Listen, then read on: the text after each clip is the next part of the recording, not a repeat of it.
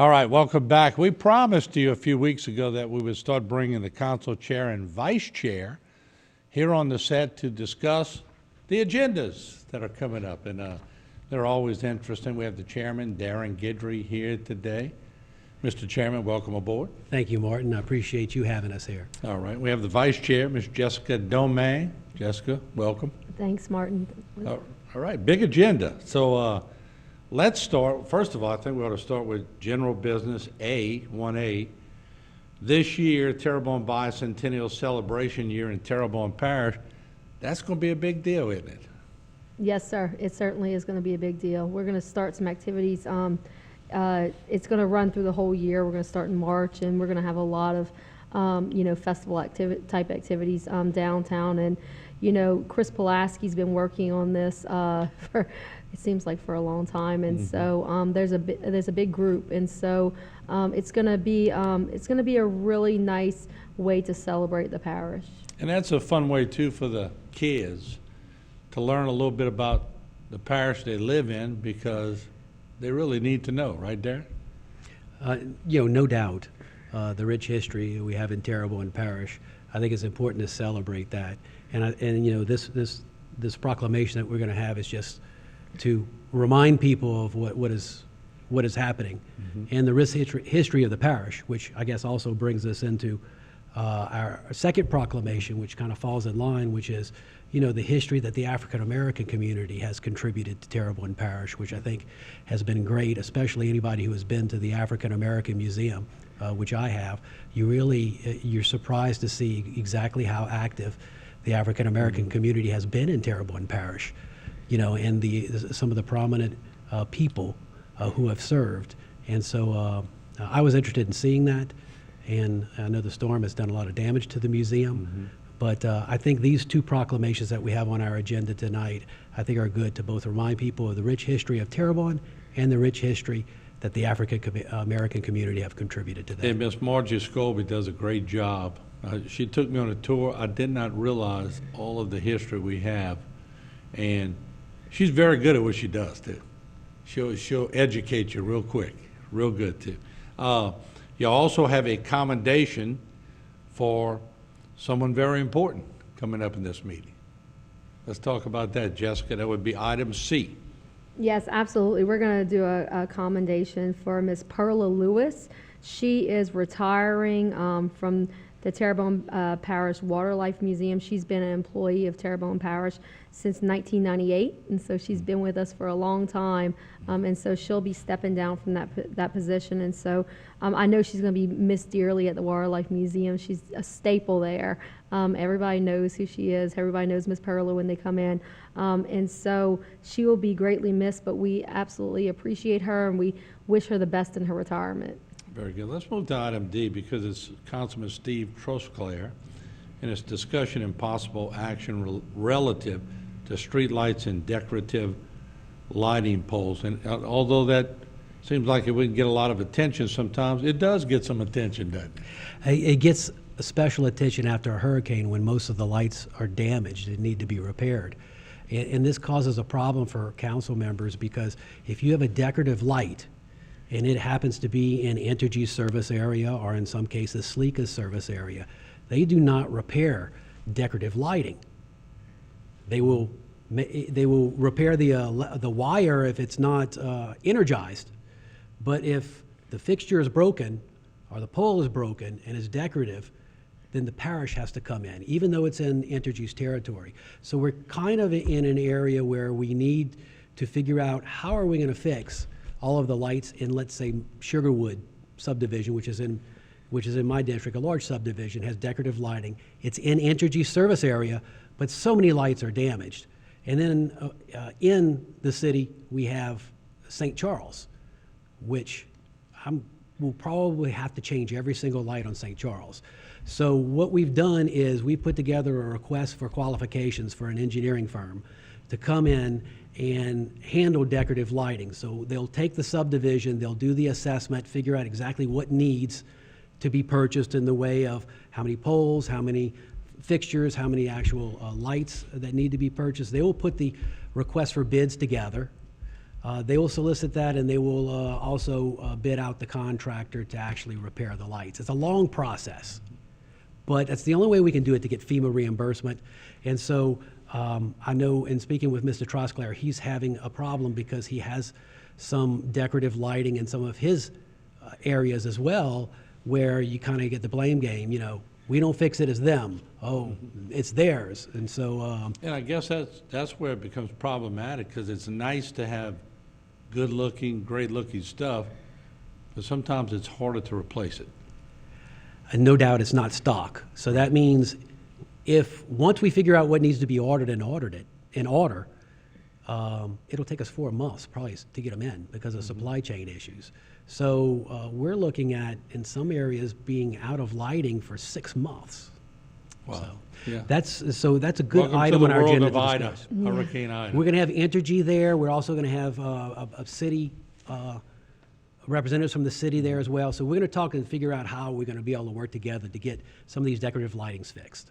A blue ribbon commission, and this is whose goal would be to sort of spell out where the Hurricane Ida relief funds should be spent.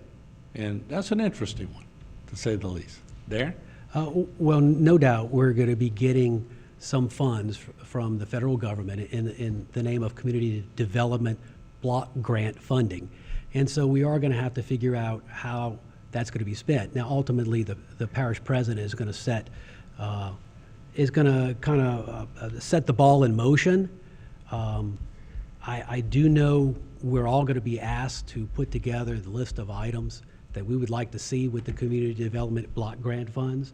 I know I have some issues in my district, namely Hollywood and Valhai. I get more phone calls on that red light at Hollywood and Valhai than probably any other issue in my district. It really should have had a roundabout there instead of a red light. And so if the funds are able to be used for that, that's one of the items I'd like to have in my district. But each councilman is going to have items that they're going to want to have. And I think the goal is to make sure that it's equally divided, and that the entire parish from one end to the other is taken care of. Now, we're going to be limited in how we can spend the community development block grant funds. A lot of it is going to have to go into affordable housing because we get it based on how many homes were damaged as a result of the hurricane, and we had extensive damage, so housing is an issue. So Jessica, let me come to you. Obviously, there's rules and parameters already set on what to do. I would imagine it would go to legal also to tell you what those rules are and everything, but so that a blue ribbon committee, is everyone in agreement on that, or what's your thoughts on that? Well, we have no backup on this, so we don't know exactly what the purpose of the Blue Ribbon Committee is until, of course, it gets presented to Till the us. meeting. Oh, yes, Okay. until on Wednesday. So I'm not entirely sure what the purpose of the Blue Ribbon Committee is, other than ensuring that, once again, the funds are allocated in a way that would be appropriate for the parish. Now, I do know in the past, especially, we got some COVID relief money. It seems like we've been in crisis ever since we took office. But in the past, President Dove and the administration, they seemed like they were very fair about distributing that. They came to all of us and they said, what are your top priorities? What are your projects? And they made sure that everybody got, I guess, a little piece of the pie. Right. And so we were able to do a lot with that money, and I feel like the same thing's going to happen with this. We have all been asked to make a list of what would be some of our projects that we want for our district. And so I have faith in our administration. I have faith in our parish president that he's going to do the right thing. I've never had a question in any way that things were being misappropriated in any way. So yeah, I think it's a good thing to hold people accountable. However, I'm not quite sure what the purpose of this is. And plus, Mr. Dove also probably working things out with the sheriff and the DA and everybody else, so those monies expand to a pretty broad area, right, Darren? Yeah, and that's why it's so important for everybody to work together when it comes to these items, especially to make sure that all the money is spent where it needs to be spent. Then, we also have some funds coming as a result of some of the stimulus bills that the federal government passed, namely the American Recovery Act.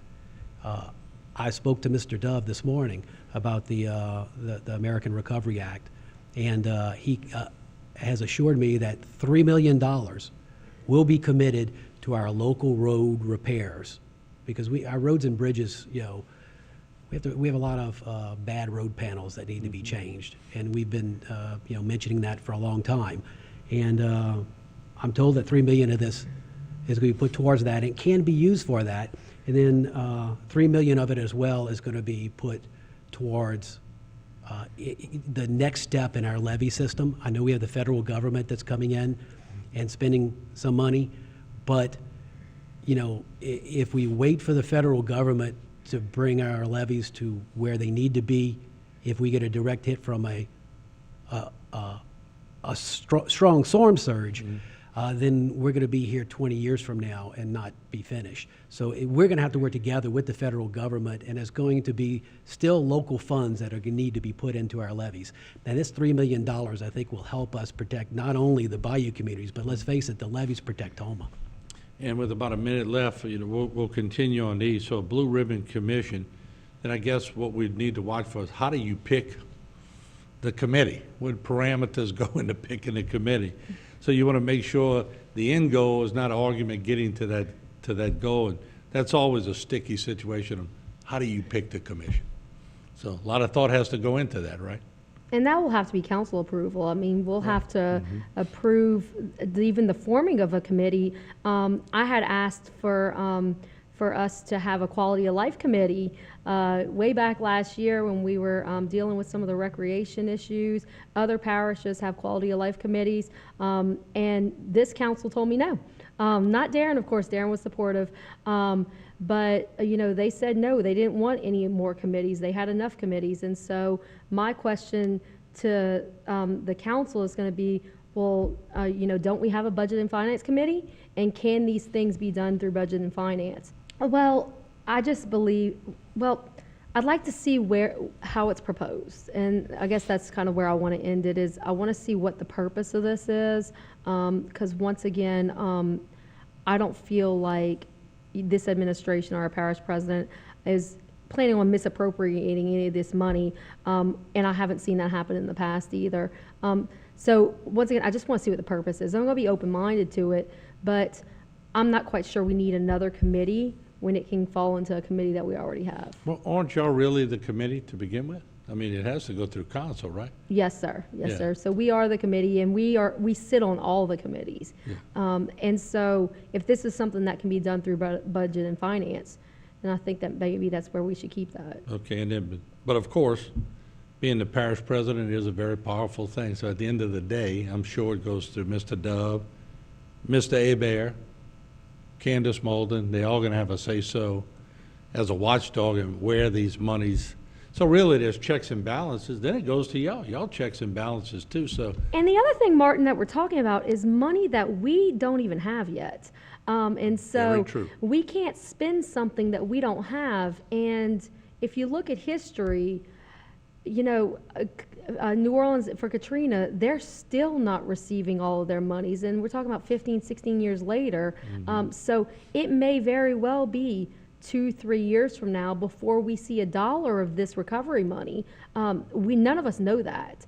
Now I do know there's supposed to be some monies coming in in March, but we don't know when, where, or how these monies are coming in. So we may want to wait and see what it is before we think about how we're going to be Terrebonne spending and it. Lafourche has not received past monies in hurricanes, so it does become a little dicey. That is a good point. Let's switch over to, I see a lot of, on number 6, a lot of committees, boards, commissions, and a lot of that deals with, fire districts, but big in there is the recreation districts, and that's always on everybody's mind. Can y'all explain that a little bit for me? Well, yeah, we have several openings in some of the rec districts, of course, from terms that are expiring or people who have moved to other districts, for various reasons. But I know District 3A, which is the Village East area, has an opening. Rec District 6 has an opening, and Rec District 7 has an opening. So if you live in those areas and want to get involved, please contact our council office, because we are looking for good people to serve on these rec boards. Also, you know, a lot of people don't realize we have a tree board here in Terrebonne Parish, and we have a lot of historical trees. I mean, look right across at St. Matthew's, across the street, there's several of them. So that's a pretty important job to keep all these trees looking good and keep them intact. But I bet people never realize that, right? I'm not sure if people realize that we have a tree board or not, but I do know that the tree board not only, helps trees, but they also help with beautification of Terrebonne Parish. They do a lot of gardening and things like that. So that's a really important board, and it's important especially, when we're talking about quality of life issues and beautification. Having those people on those boards is very, very important. And also see y'all have Veterans Memorial District. Y'all have items pertaining to them. Y'all have Bayou Cane Fire, you have Coastal Fire Protection, Fire District number 8, Coastal Zone Management and Restoration, Homa Board of Zoning Adjustment. So, and I guess part of this meeting, Darren, is that when y'all come on, I think people don't realize how much goes into an agenda and how much y'all actually have to deal with in a meeting. It's quite a bit. No doubt. Tonight on Monday nights, we have our committee meetings, and in committee meetings, we oftentimes approve things, I guess kind of the boring stuff, We approve the signing of this, we approve accepting this, and change orders, and all the little detail stuff is kind of done at the committee meetings. Now, the committee meetings are brought up at the council meetings when the minutes are presented to the council, and when the council accepts the minutes of the committees, then any action that's taken in committee then becomes enacted upon by the council. So we have some things on committee tonight that will be ratified at our Wednesday council meeting, and one of them I know affects Miss Jessica in her district when it relates to Main Street and Park and some of the things that are being done downtown to help revitalize downtown, and she may want to go a little bit into that while we still And have a we'll couple let it minutes. get started. Of course, we had a minute now, so don't forget. If we get to the time period, I'm coming back, and I'm going to let you finish so we can be fair, but at least start it off. Yeah, I'm long-winded too, Martin. Thank you. So, one of the things that's coming up tonight that we're really, really excited about is our Main Street. We're going to send a resolution to LADOTD to transfer Main Street to Terrebonne Parish. It was something that was tried years ago, and LADOTD said no. And so we're going to go ahead and try again. We have full support of our local representatives, Mr. Tanner and Mr. Z. We also have support from some members of LADOTD. We've got support from the Main Street program. We have support from business owners. And so this will be transformative, especially when we're talking about downtown revitalization, because we will now be able to control traffic flow on Main Street. And so we'll be able to slow down some of the traffic, maybe reroute some of the trucks, because that traffic is harming those downtown buildings. Okay, you go to other places and you see all the things they have going on, but I know y'all been also pushing to get some downtown things going on. Let me give you the floor a little bit. Talk about some of those things. Yeah, Martin, we've been working on downtown, I've been working on downtown revitalization since day one. And 2 years later, after getting into office, we're finally starting to see some momentum on some of the projects that we started. Of course, I just spoke about the Main Street, and that's going to be from Polk all the way to Grand Caillou Road. So it's going to encompass not only Main Street, but also in front of the Homa Heights area. We're doing a $400,000 park at that area. It's going to be a really beautiful little area. We have put in the walking trail at Homa Heights, and so there's going to be other projects there as well. We're also going to redo our boardwalk, which has been probably the thorn in downtown side for many, many, many years before this administration. And so we're going to start that project after March. We're also going to repair the pedestrian bridge that's behind People's Drugs, and repair some of that bulkhead as well. So all those things are going to happen after Mardi Gras. So we're going to start those projects after Mardi Gras. You'll see the bridge repair, the bulkhead repair, and then we're going to start on that boardwalk repair as well. So there's a lot of different moving pieces and moving parts happening. We also have the Bellante Street Park, which is something that we began kind of working on last year, and that's going out to bid very soon as well. So we have a lot of exciting things coming to downtown. And also, Darren, I know the intent of this program, we'll bring other council people on to talk about their districts as well, but we mentioned roundabouts, and I don't know why we didn't come up with these ideas years ago, because that would have solved a lot of problems, but these roundabouts work pretty doggone good, don't they? They do. As a matter of fact, on our agenda tonight is an item to where we're going to approve an agreement between the parish and the Department of Transportation and Development to begin the process of installing the roundabout at Civic Center Boulevard and Valhai, which has been a troubled intersection. And it's a very dangerous intersection, as a matter of fact, especially if you're coming on Valhai and trying to turn left toward 311. You kind of sometimes take your life into your own hands. So that roundabout, they're going to begin the engineering phase, and then the construction. That'll be a state-funded project. And of course, if we do a roundabout down the road on Valhai and Hollywood, that would likely be a parish project, because both of those are parish roads.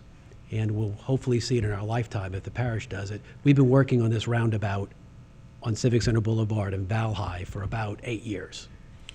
That was my next question. This may be hard to answer. How long does it take when somebody comes up with an idea to get it to fruition, to get it finished? Some take longer than others, but you said 8 years. It's a long time to wait for a project, isn't it? It is. Local projects go faster than state projects. State projects go faster than federal projects. You add more and more bureaucracy and add more and more time. And I mentioned to you some of the lights on St. Charles that need to be changed. Well, that has to be run like a federal project in order to get FEMA reimbursement. So, I quickly called an engineering firm that did the Polk Street Bridge, and they had decorative lighting. Right. And I asked the engineering firm how much it would cost for them to assess St. Charles, put together the bid, go solicit the 3 bids, and see to it that these were installed in a timely fashion. They gave me a price. I went to my CFO to see about if money needs to be changed, and she says yes, but she says we have to get some proposals.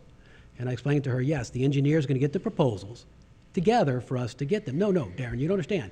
We have to get proposals from engineers before we can hire the engineers to do the proposals, or FEMA won't pay us. So we're in that process right now. We're about to accept the engineering firm. We've been working on that for 2 months. Once they do that, then they advertise. St. Charles could be out of lights for a year before those get up. Why? Because it's federally funded. Yeah, there's no doubt about it. What else do we need to talk about before we wrap up this session? Anything else of importance? We have about a minute and a half left. Well, just to kind of talk more, about some projects that we're having and some projects we've been working on for a long time. Another big project that we're about to start and we're going out to bid in March as well, is going to be the Homa Heights Drainage Project. And this is going to be a multi-million-dollar drainage project that we're going to be working on. Once again, it's something that we had to go out to bid. We had to wait to get the money to come in to even get the engineers to start drawing up the plans. And so that's going to be something that we're going to start in March. We've already approved Delta Coast to work on that. And so once we get the money and we're able to get started, we'll be able to see a big difference, because in District 5, that's probably still the worst area for flooding. And it seems every spring we get 4 or 5 feet of water in the roads, and so we definitely want to make sure that we're not having that anymore. Recreation Task Force is coming into play, and recreation's been on everybody's mind for a while. It's been a heated debate, but it's been a debate, and people have said what they wanted to say, and people have sort of moved forward on it and got some big things coming. let me give you the floor on that. Bring us up to speed on that. Okay, thank you, Martin. And I had come on your show, and we talked a lot about, you know, what that plan was, and we brought the proposal and all those things. And we had a lot of momentum on it, and then, of course, Hurricane Ida hit, and so all of our focus had to shift to recovery and to housing and things like that. However, we can't just drop the ball, especially when we're in government, on things that we have been working on. And so the policy and procedure manual, which was supposed to be the universal policy and procedure manual for all of the recreation districts, we were supposed to have that finished in January. Of course, Ms. Candace Molden, who is working on it, has been a little bit busy, and so she's assured us that that will be completed in March, and then we'll go ahead and adopt that. The rec districts are already adopting the policies as meaning they're already doing the policies. They're already kind of changed the way they're doing things. We're using the standardized electronic scheduling and everything like that. Mr. Roddy Lareal has been very instrumental in doing those things. So we are putting those pieces into play. I know I've noticed that there's a lot of more adult recreation, which was one thing that was proposed out of that. The other big thing was the merger of the North Terrebonne recreation districts, and that's actually going to be a ballot initiative, and that's going to be coming up in March. So you'll start to hear more about you know, the pros and the cons, and of course, you know, there was two sides to every story, and so of course you'll have people who are against it and people who are for it, but it's once again giving the people of Terrebonne Parish that opportunity to vote on some sort of consolidation piece, which hasn't been done since the 80s. And so it'll be really nice to see, at least, you know, test the temperature of the people in Terrebonne Parish if they're ready for this change or not. And that was the whole gist of what I can recall hitting the recall button in my brain would be that people wanted the chance to vote on this. Now, there are some people on the rec boards that want to do it the same way, and they do have an opinion, and we give them that. But it's going to go to a vote now, right, Darren? It will, you know, and I must say the rec districts have been very good in accepting a lot of the standardized practices that were recommended, and they're embracing them. I think they actually appreciate, you know, having, you know, having some, I guess, a footprint or a playbook, as it were. And but yeah, as far as the North Terrebonne, how are we as council members going to stop the general public from having a vote? Mm-hmm. And so they will have a vote coming up in March. I think early voting starts, I don't know, around March 11th or so. It's the 12th, yeah. Is it the 12th? It starts on the 12th. So, you know, the voters get a chance to weigh in on recreation. Mm-hmm. And so I think that was the main message that the council had when they approved it. It's like, look, you know, this is your chance, you know, to voice the direction that you want recreation. And Jessica, real quick, again, the footprint that Candace is working on, it gives every rec district pretty much that standardized form to all do it the same way, right? Yeah, so it's one standard policy manual for every rec district, kind of like you know, every McDonald's has the same policy and procedure manual. It's the same for recreation in Terrebonne Parish. Every single rec district will have the same standardized manual. And then, you know, you won't get into to areas that, you know, you might get in trouble legally for some reason, because it's going to be standard practice across the board. And we have to remember, these are volunteer board members. And so we're doing the work for them. You know, the task force did that work for them. So now they just have to go ahead and implement those policies. Yeah, but just moving forward, isn't this just going to be the, I'm not going to say the end all. Whenever you say end all, something else comes up. But it's really going to put an end to the controversy of recreation, and it's going to put people at least in a direction at that point. No doubt, and I think all of this, Martin has had us talking about recreation. Mm-hmm. And I think as a result, I think we've had a lot of support in some of the things that we're doing, that we're funding with the parish in regards to recreation. The splash park we constructed on the east side, which is being very well received. You know, some of the items we've done with the fishing pond in the Bayou Country Sports Park, or the Sand Beach area, which has been very well received.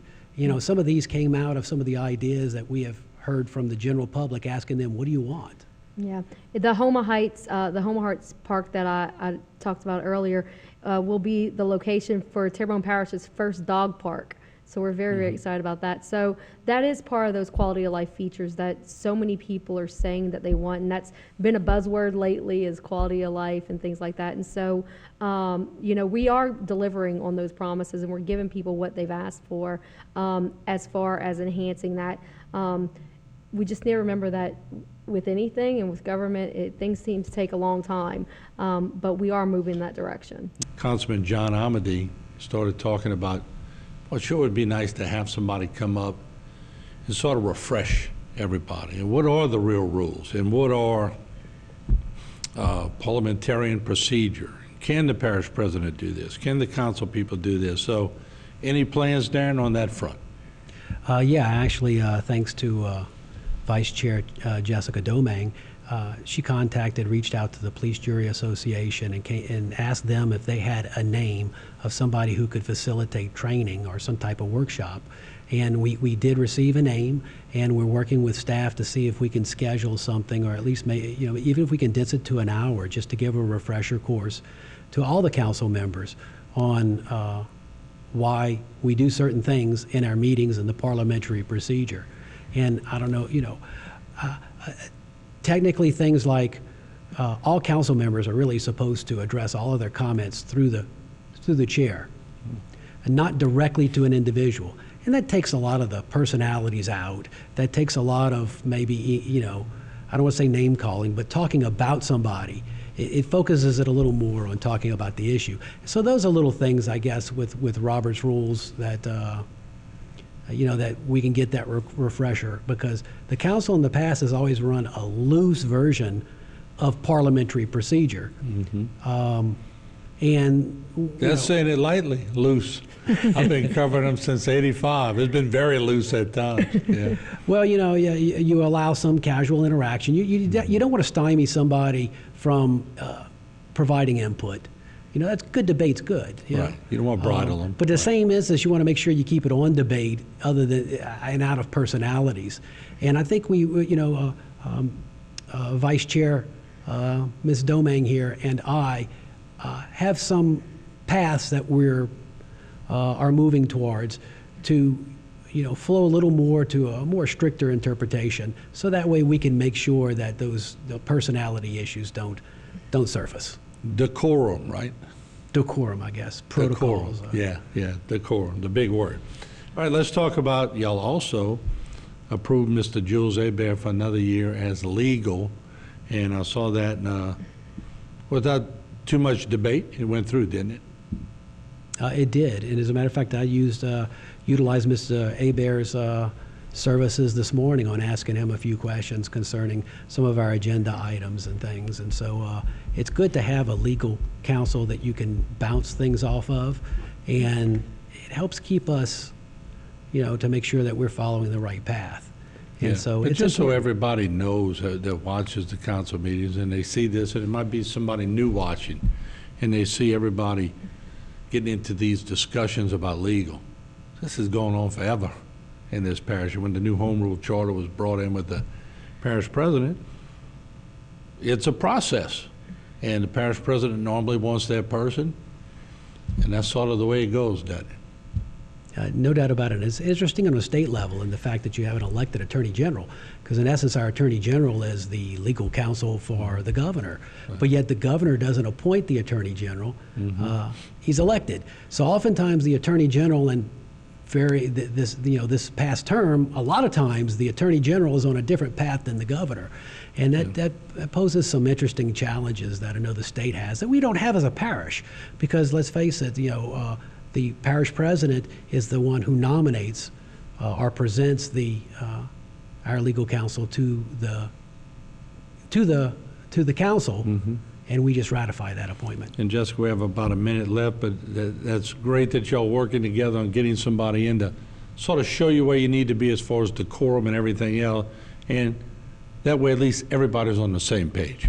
Yeah, I think it's really important that we all be on the same page and that, maybe we stop some of the rhetoric. It's really kind of put a wedge in the council, and I know that's fairly obvious.